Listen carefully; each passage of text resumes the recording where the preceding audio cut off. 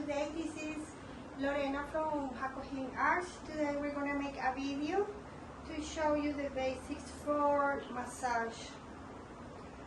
So first of all, we're just going to apply a little bit of essential oil. If you have, it's not necessary.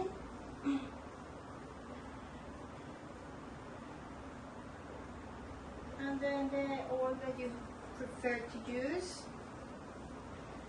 So basically what I'm going to do is starting in the coccyx, and then I'm going up to the backbone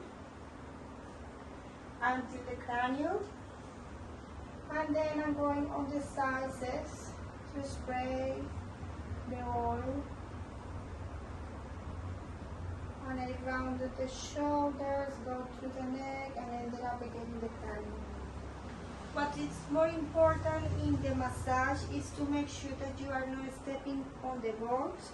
So I'm going to start in the sacral area, so I just kind of touch around what does it feel really hard, and then I just go around, and then I start to go slowly besides the backbone